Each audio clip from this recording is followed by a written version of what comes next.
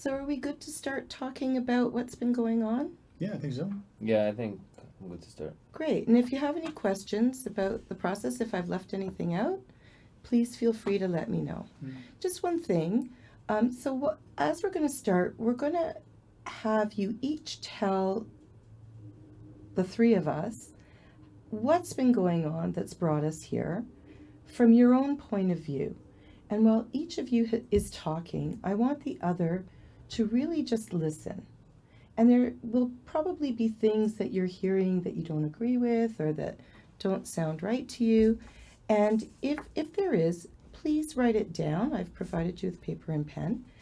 And if you have something to say, you'll always get an opportunity to say something about what's been said that bothers you. But it's really, really important that each of you gets an opportunity to just speak and be listened to. And that's part of the process that I've been talking about. Very important part of the process. If there's any time where you feel like you need to talk to me outside of the room or you need a break or whatever, sometimes that can be a very important part of the process too.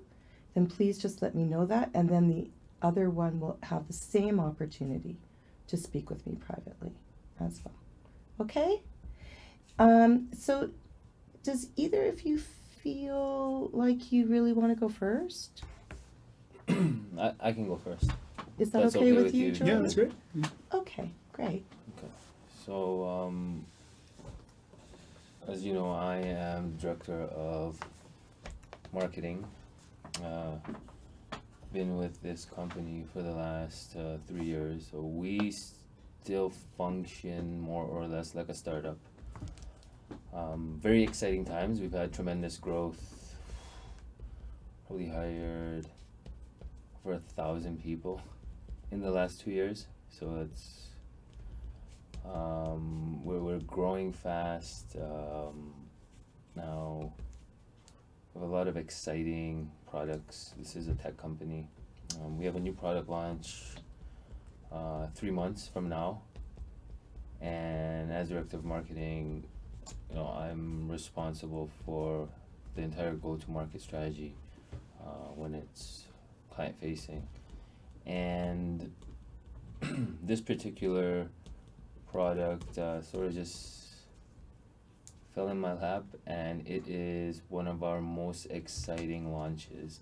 And we had to go and look for outside assistance, right? Because there's just a lot on our plate for the entire team. And we have social media to worry about, we have the website to worry about,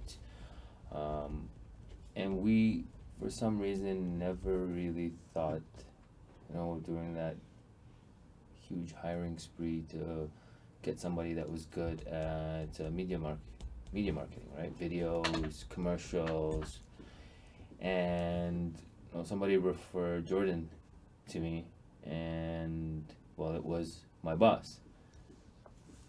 And my boss decided, we need to bring in somebody who has experience, pretty much just hitting the ground running hard, getting things done. So we brought Jordan in, and I was excited for him to join the team.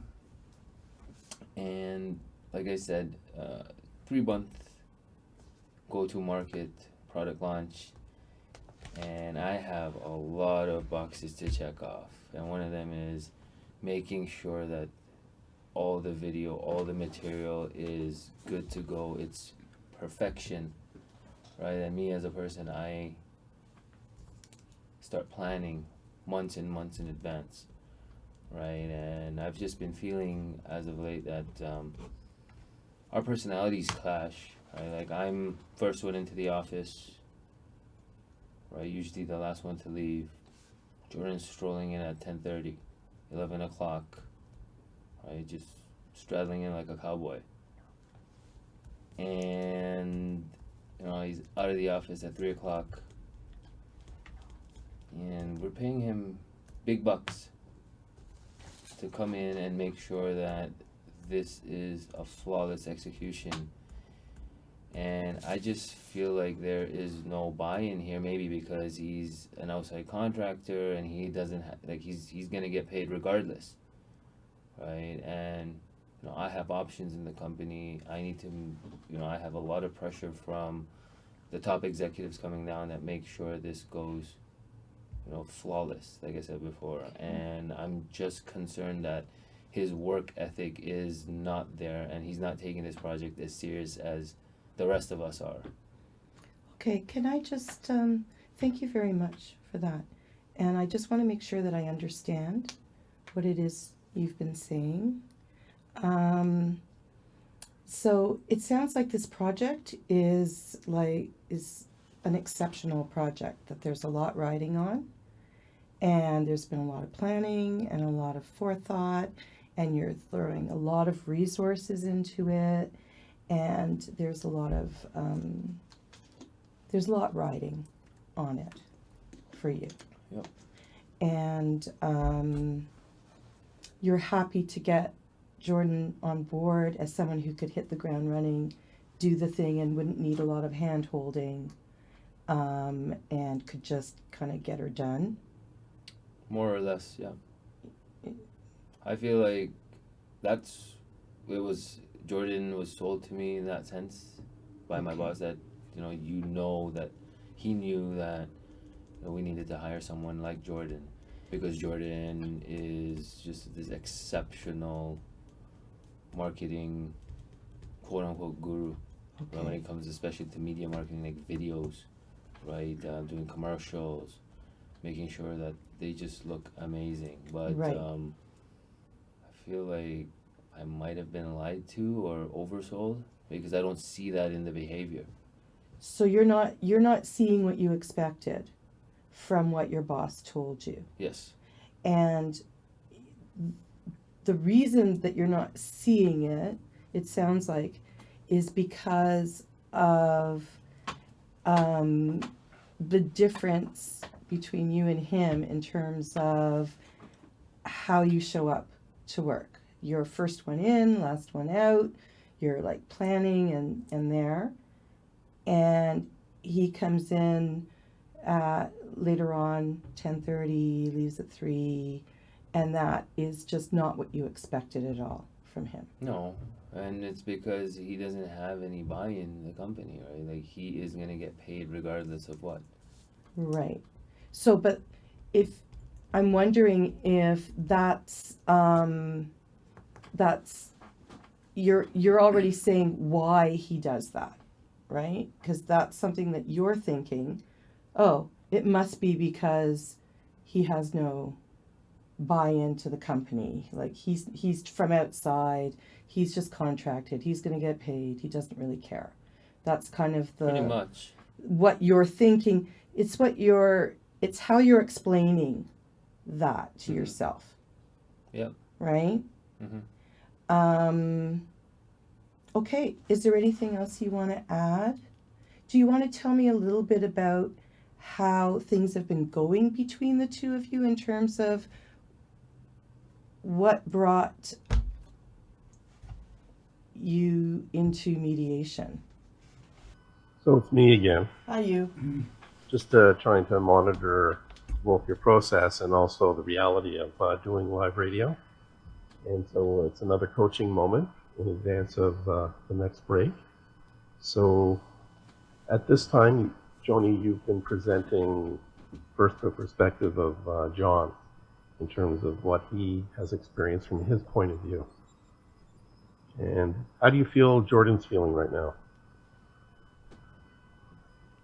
You're asking Joni, right? Yeah, I'm asking Joni. Yeah. Well, I've been looking at him from time to time. Yeah, that's part of my thinking. Like, you've been actively engaged in a conversation with one person. Yeah. And the other one is not, quote, actively engaged. Right. Through conversation, though they are communicating. Right. And so how are you connecting with that form of communication? Well, at the moment, I'm checking in on him just to make sure he doesn't look like there's steam coming out of his ears or anything like that. But I'm framing John's input and trying to begin to reframe it a little bit in terms of his assumptions about Jordan and how he shows up, just to start that shifting of perspective a little bit. And I feel like Jordan's okay for now. I think we're going to really have to move quickly to get to Jordan soon.